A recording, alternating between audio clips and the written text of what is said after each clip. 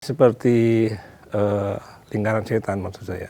Kalau dari awal dari partai politiknya nggak dibenahi ya susah. Kalau tahun 2026 sudah 7 bulan berjalan dan sudah ada 12 kepala daerah yang terjaring operasi tangkap tangan KPK. Terbaru adalah Bupati Pemalang, Anom Widiantoro. Pertanyaannya, ini adalah soal oknum atau memang ada persoalan yang lebih besar dari sistem politik di Indonesia? Nah, pergantian kepala daerah sudah dilakukan, tapi modus korupsinya hampir mirip dan bahkan bisa disebut sama. Di tahun dari hasil Pilkada 2024 sudah total ada 16 kepala daerah yang terjaring OTT KPK. Kita akan membahasnya dalam Sindoscoop bersama ada Mas Zikri di sini, ada Mas Joni dan juga Mas Unu. Kalau dilihat dari modus operandinya dulu nih, dari yang terjaring OTT KPK sepanjang 2026 ini, sudah ada 12 ya. Ini modus yang dipakai rata-rata apa sih? Rata-rata itu dia free proyek, Free proyek. terus bagi-bagi jabatan, jual beli jabatan. Kemudian juga ada juga setoran dari OPD mas, organisasi perangkat daerah. Jadi tiga modus itu biasanya yang dipakai oleh kepala daerah untuk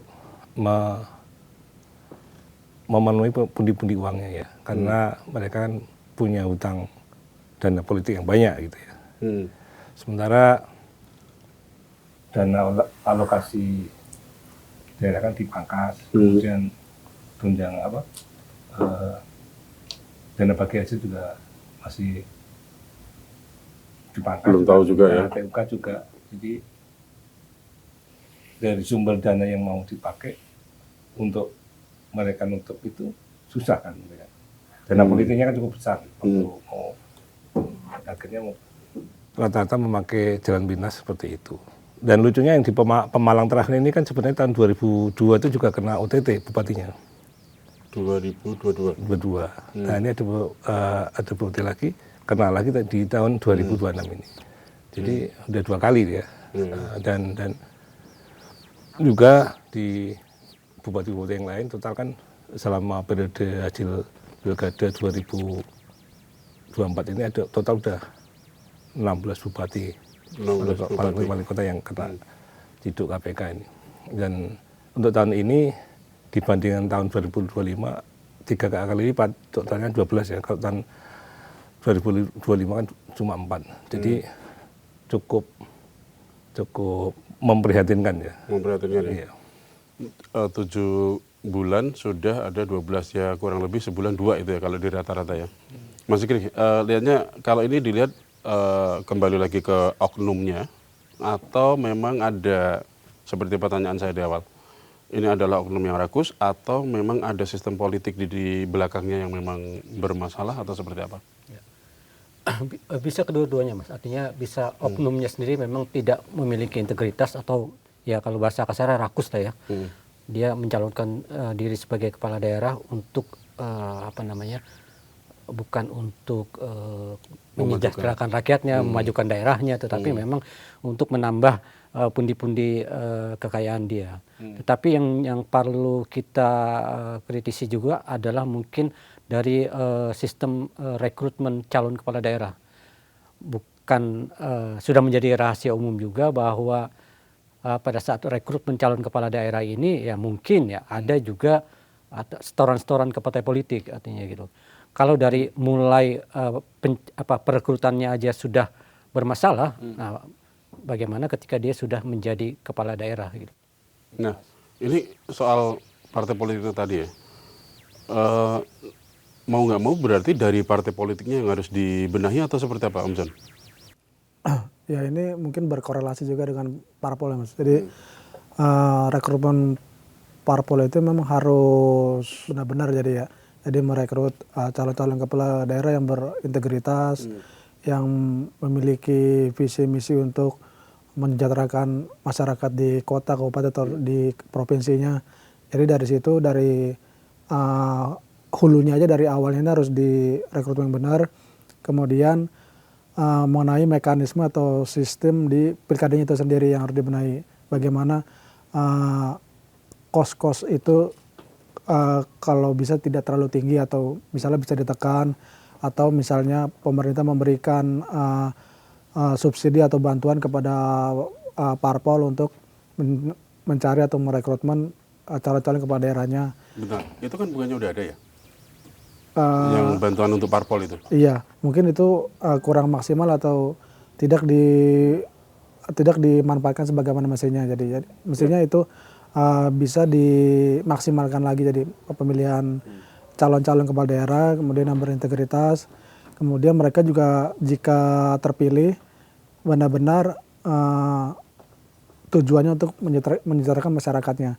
Jadi tidak berpikir bagaimana karena high cost politik yang tinggi, berpikir untuk bagaimana supaya kembali modal atau dapat memenuhi membayar pihak-pihak tertentu untuk sebelumnya proses pemilihan gitu, Mas. Tapi kan memang bukan rahasia lagi ya. Siapapun yang akan maju kepala daerah, karena sekarang sistemnya harus melalui partai politik, ya memang meskipun ada yang jalur independen ya, jalur independen, tapi kan harus mengumpulkan sekian ribu KTP gitu ya, berapa persen dari suara itu kan. Nah, kalau yang dari partai politik itu memang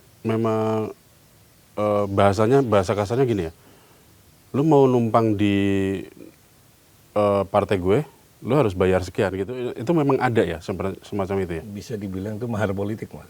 Oh, itu mahar politik. Iya. Dan mahar politik itu sebenarnya sah-sah aja atau sebenarnya ya harusnya nggak usah pakai mahar gitu.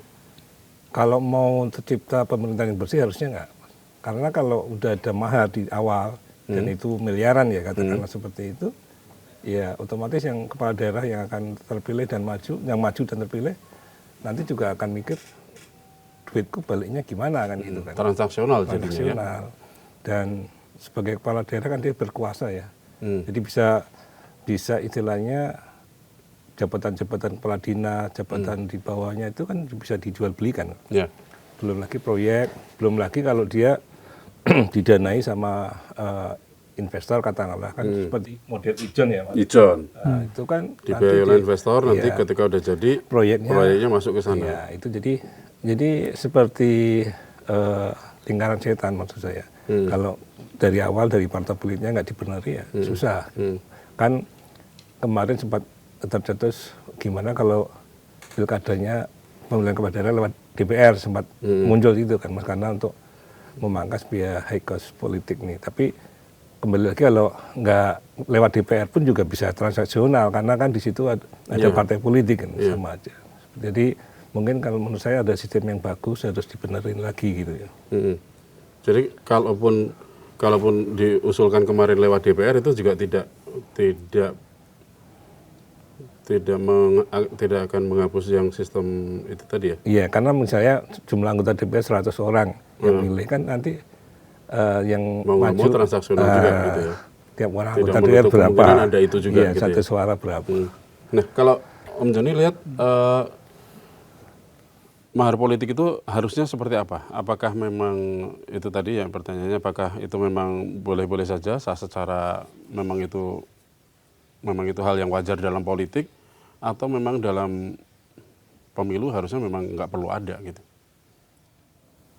Mestinya sih diatur gitu kalau Mas. Kalau mahar politik dihilangkan begitu saja, parpol kan mungkin butuh biaya operasional atau biaya lain-lain kan untuk menjalankan roda partainya. Tapi mungkin mahar politik yang sewajarnya kali ya, yang bisa diatur, yang ada mekanismenya kan masing-masing parpol mungkin ada mekanisme sistemnya seperti apa. Dan kalaupun dihapus juga harus berpikir ulang juga ini nanti kedepannya seperti apa kan, mahar politik dihapus nanti biaya operasionalnya seperti apa biaya gitu ya? operasionalnya kan kepala daerahnya juga kan ya lebih baik lewat jalur independen gitu kan, daripada ke parpol yang butuh biaya, butuh sumbangsi lebih banyak gitu. Tapi independen kan juga bukan berarti tidak butuh biaya, Iya, sama aja. memang butuh lebih ekstra kerja keras kalau itu kan. Mereka harus mendatangi masyarakat, meraih simpati, mengumpulkan KTP gitu. Jadi memang selama ini kan jalur yang tepat gitu yang terada kan lewat jalur parpol gitu, Mas. Jadi ya mungkin mekanismenya dari mahar politik itu diatur gitu. Dari pengaturan seperti apa. Kalau menurut Mas Zikri? Ya ini lagi-lagi kembali kepada komitmen ya Mas, komitmen dari calon kepala daerah maupun partai politik untuk menjadikan pilkada ini bukan sekadar panggung untuk transaksi politik gitu loh. Transaksi, Iya, transaksi. cuan doang, Iya, gitu. Jadi ya mereka harus berpikir bahwa ketika ada kepala daerah yang tersangkut korupsi, tentunya juga kan nanti misalnya ya, si A terjerat korupsi. Siapa nih parpol yang mengusung gitu kan? Oh, parpol A, parpol B, parpol C. Nah, tentu juga kan itu akan berpengaruh juga mungkin pada nama baik parpol pengusungnya.